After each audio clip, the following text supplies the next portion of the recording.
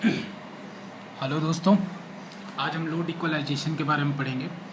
सबसे पहले हम जानते हैं कि लोड इक्वलाइजेशन होता क्या है। तो इलेक्ट्रिक ड्राइव के केस में बहुत सारे केस ऐसे आते हैं जहाँ हमें पीरियोडिक टॉर्क की ज़रूरत पड़ती है, टॉर्क लोड की ज़रूरत पड़ती है। जैसे कि इलेक्ट्रिक हैमरिंग हो गई, तो हैमरिंग में टॉर्क को उसी समय की ज़रूरत होगी हमें, टॉर्क की, जब हम हैमर को ऊपर कर रहे हैं। दूसरा केस हो गया जो ग्राइंडिंग, स्टोन ग्राइंडर हो गया। तो स्टोन ग्राइंडर में हैवी टॉर्क, जैसे पीरियोडिक स्टोन ग्राइंडर है, उसमें कन्वेयर के थ्रू अगर स्टोन्स आ रहे हैं तो उसी समय ज़रूरत पड़ेगी जब स्टोन्स ग्राइंडर के पास पहुंच रहे हैं। इसी तरह से आपके बहुत सारे एप्लीकेशन है जिसमें आपको पीरियोडिक लोड की ज़रूरत पड़ती है, पीरियोडिक टॉर्क होता है, पीरियोडिक टॉर्क लोड होता है। तो उन केसेस में क्या होता है कि जैसे ही लोड टॉर्क बढ़ता है, मोटर जो होती है एक्सेस पावर ड्रॉ करती है सप्लाई से। इसकी वजह से क्या होता है कि वोल्टेज में ड्रॉप होता है, फ्लक्चुएशंस आते हैं पावर सप्लाई में, जो कि वेरियस अदर डिवाइसेस हैं उनको डिस्टर्ब करती हैं या उनको ख़राब भी कर सकती है। तो इसके लिए क्या किया जाता है कि ऐसे लोड को, जिसमें कुछ इस तरीके की टॉर्क लोड कैरेक्टरिस्टिक्स होते हैं, जैसे अगर मैं ये टॉर्क लोड और ये टाइम है, इसके बीच में कर्व बनाऊँ, तो जिनमें कुछ इस तरीके के कर्व होते हैं, इस तरीके के, मतलब हर समय टॉर्क की ज़रूरत नहीं है। मैं इस कर्व को थोड़ा ऊपर शिफ्ट करना चाहिए मुझे। हर समय टॉर्क की ज़रूरत नहीं है, लेकिन कभी कभी टॉर्क की, जैसे एक्सेस टॉर्क की ज़रूरत है। ठीक है, तो ऐसे केसेस में हमें क्या करना पड़ता है, ये एक एग्जांपल है, टिपिकल एग्जांपल है। हालांकि लोड टॉर्क जीरो टिपिकली नहीं होगा, कुछ न कुछ लोड टॉर्क को लोड टॉर्क होगा ही। तो जीरो की लाइन आप ये मान सकते हैं, इसको कुछ टी लो कह देते हैं, और ये टी हाई, ठीक है, और ये आपकी जीरो की लाइन है जो आपकी टी है। इस तरीके का जहाँ भी कर्व आता है, तो जब ये टी हाई के समय, जब टॉर्क की रिक्वायरमेंट हाई होगी, तो बहुत ज़्यादा करंट ड्रॉ करेगा सिस्टम से। तो इसके लिए क्या करें, एक बहुत बड़ी प्रॉब्लम है। तो इसके लिए क्या करते हैं कि लोड इक्वलाइजेशन करते हैं। ऐसे केसेस में लोड इक्वलाइजेशन करते हैं। अब लोड इक्वलाइजेशन होता क्या है? लोड इक्वलाइजेशन में जैसे आपने देखा होगा कि अगर आपका मोटर के शाफ्ट पे एक और मास या एक और ऑब्जेक्ट ऐड कर देते हैं। अब जैसे ऐसे बोला जाता है कि लोड इक्वलाइजेशन में मोटर के शाफ्ट पे फ्लाई व्हील का एडिशन कर देते हैं। अब फ्लाई व्हील के एडिशन से क्या होगा? फ्लाई व्हील के एडिशन से ये होगा, जैसे अगर इसको पढ़े लिखे भाषा में बताऊँ तो लोग बोलते हैं कि जब टॉर्क लो रहता है तब ये एनर्जी को एब्जॉर्ब करता है, और जैसे ही टॉर्क हाई होता है ये एनर्जी को रिलीज कर देता है। मतलब ये मैकेनिकल एनर्जी स्टोर करता है जब टॉर्क लो रहता है। अब टॉर्क जब हाई होता है तो ये एनर्जी को रिलीज कर देता है। तो इससे हमारे मोटर पे जो टॉर्क को काउंटर बैलेंस करने का लोड है वो कम आता है। अब इससे बात उतनी समझ में नहीं है कि कैसे ये एनर्जी को रिटेन करता है और रिलीज करता है। इसका बहुत बढ़िया एग्जांपल है कि इससे रिलेटेड है इनर्शिया से। इनर्शिया से कैसे? अगर कोई चीज़ मोशन में होती है तो वो लगातार मोशन में रहना चाहती है। जैसे अगर आपकी कार है, उसमें आपने लोड अगर ज़्यादा भर दिया है, आप लोड कार में बढ़ाते जाओ तो आपके ब्रेक्स के ऊपर ज़्यादा इफेक्ट पड़ता है। मतलब आपको कार के मोशन को रोकने के लिए ज़्यादा ब्रेक्स में ज़्यादा फ्रिक्शन होता है।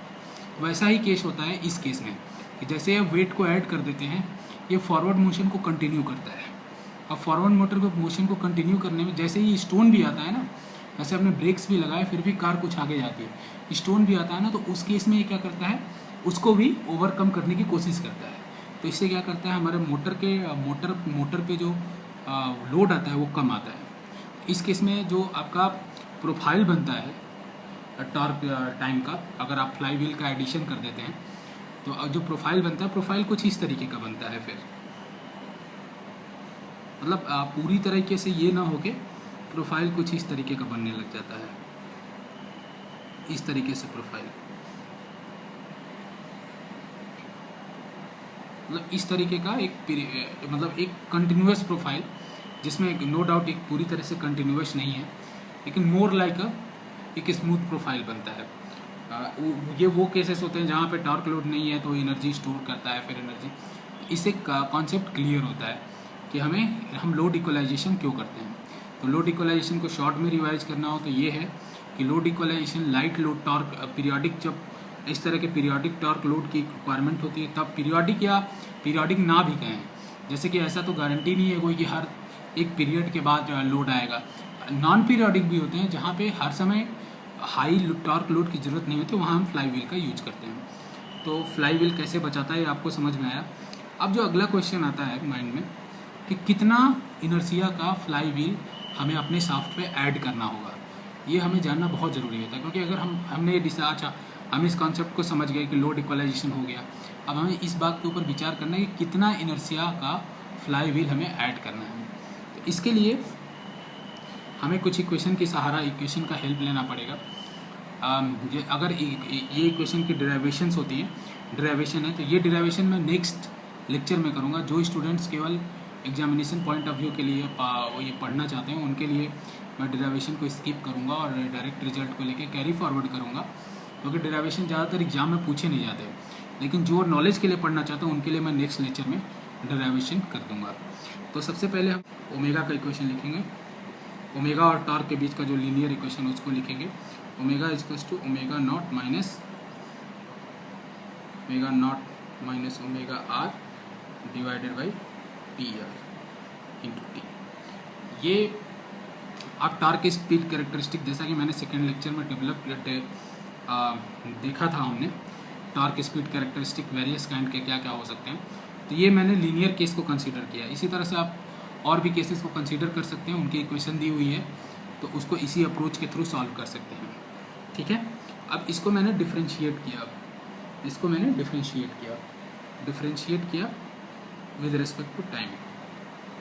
सबसे पहले मैं टर्म्स को बता देता हूँ कि टर्म्स क्या क्या हैं। ओमेगा नॉट जो होती है, ओमेगा नॉट जो है वो नो लोड स्पीड है,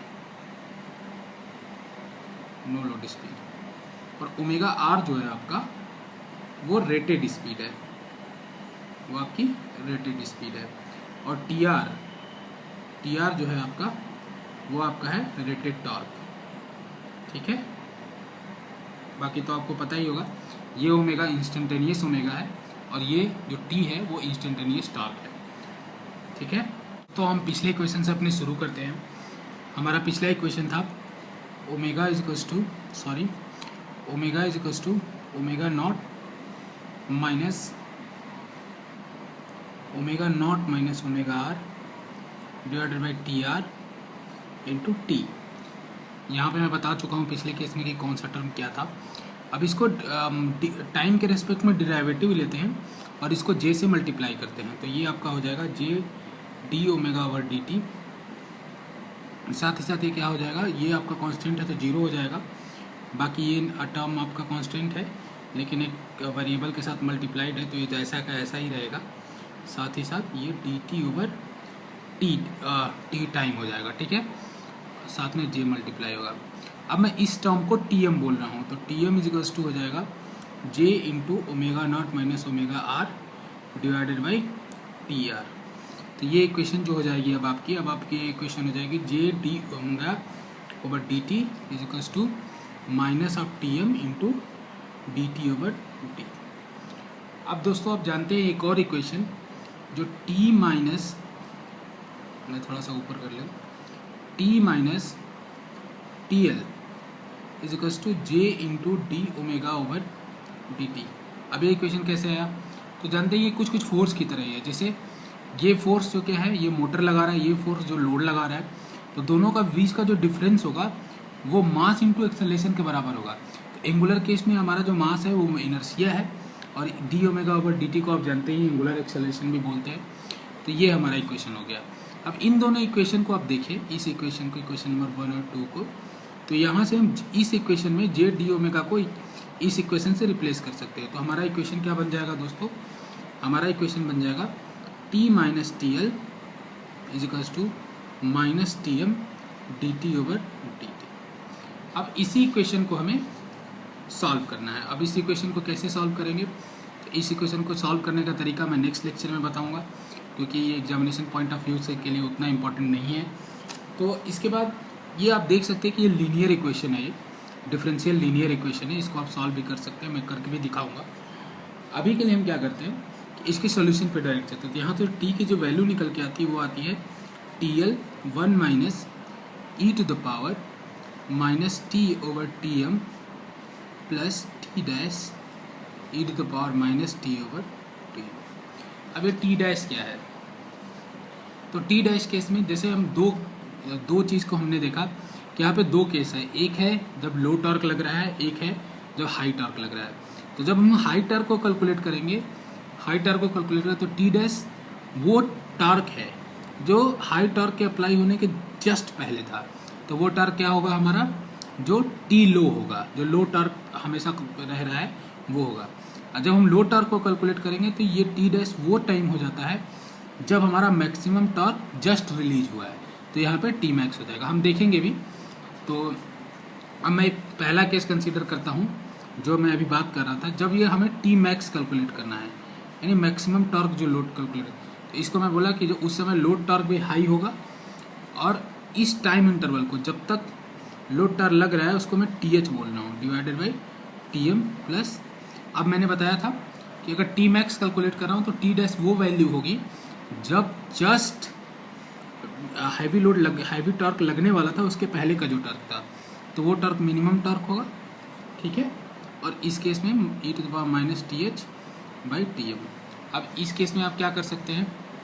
इस केस में आप e to the power minus TH by TM को कॉमन ले सकते हैं, उसका लोगरिथमिक लेंगे तो आपको यहाँ से हम यहाँ पे बेसिकली करना क्या चाहते हैं। अब जैसे आपने देखा होगा कि जो हमारे TM की वैल्यू है, TM की वैल्यू हमारी J into omega not minus omega R by TR है। इसमें ये सारी वैल्यू हमको नोन है। ये वैल्यू हमें अगर किसी तरह पता चल जाए तो हम J की वैल्यू को निकाल सकते हैं। तो यहाँ से इस इक्वेशन से हम TM की वैल्यू को निकालने की कोशिश करते हैं। इस इक्वेशन से हम क्या करते हैं? TM की वैल्यू को निकालने की कोशिश करते हैं। तो यहाँ से TM जो हमारा निकल के आता है वो आता है TH divided by log of T min minus TLH divided by T max minus TLH, ठीक है। ये वैल्यू निकल के आती है T min की। अगर TM हमें पता चल गया तो जैसा कि मैंने ऊपर वाले इक्वेशन से बताया कि हम J को निकाल सकते हैं। तो अब TM पता चल गया तो इसको अगर इक्वल कर दे J is equals to omega not minus omega R divided by TR, क्योंकि ये भी TM के इक्वल है, ठीक है, और ये भी TM के इक्वल है। तो यहाँ से आप J निकाल सकते हैं इक्वेट करके। तो जो J की वैल्यू निकल के आती है, वो जो J की वैल्यू निकल के आते हैं हमारे सामने, वो वैल्यू हमारी जो निकल के आती है वो होती है J is equals to TR divided by omega not minus omega R, ठीक है, TH divided by log of T min into minus TLH divided by T max into TLH। इस पर डायरेक्ट न्यूमेरिकल आते हैं, तो इस इक्वेशन को आपने ध्यान में रखना है। और ऐसे ही जो दूसरा केस हमने कंसीडर किया, ऐसे ही दूसरे केस में भी है। दूसरे केस में आपको क्या होगा, जो आपकी इक्वेशन T min की बनेगी, यानी जो मिनिमम टॉर्क होगी उसकी इक्वेशन बनेगी, उसकी इक्वेशन जो बनेगी T min की वो होगी TL1, मैं इसको लो बोल रहा हूँ, लो को L1 से रिप्रेजेंट कर रहा हूँ, 1 e to the power minus TL divided by TM plus, मैंने क्या बताया, जब T min कैलकुलेट कर रहे हैं तो T max जस्ट इंड हुआ उस समय का टॉर्क लेंगे, जब T max जब लो लोड जस्ट लगने वाला था उससे पहले टॉर्क क्या था, तो उस समय उससे पहले टॉर्क क्या होगा, T max होगा e to the power minus TL, यहाँ पे माइनस होगा sorry, TL divided by TM। यहाँ से सेम प्रोसीजर फॉलो करेंगे दोस्तों। सेम प्रोसीजर फॉलो करने में हम क्या करेंगे, TM की वैल्यू को निकालेंगे। तो TM की वैल्यू जो निकल के आती है इस केस में वो है, TM की वैल्यू जो निकल के आती है इस केस में वो है TL divided by log of T max minus TL1 divided by T min minus TL1। तो ये हो गया हमारा T min। और इसी तरह पिछला प्रोसीजर फॉलो करेंगे और यहाँ से हम जे भी कैलकुलेट कर सकते हैं। तो जे की वैल्यू हमारी निकल के क्या आएगी, जे की वैल्यू आएगी T R divided by omega not minus omega R, ठीक है। और बाकी ये term T L divided by log of T max minus T L one divided by T min minus T L one, ठीक है दोस्तों।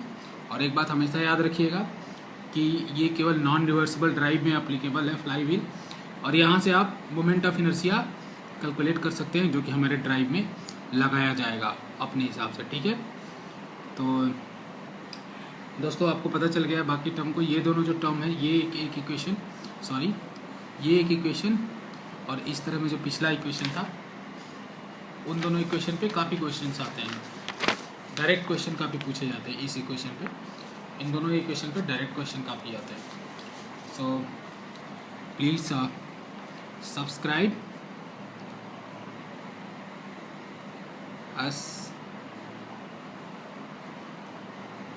Thank you.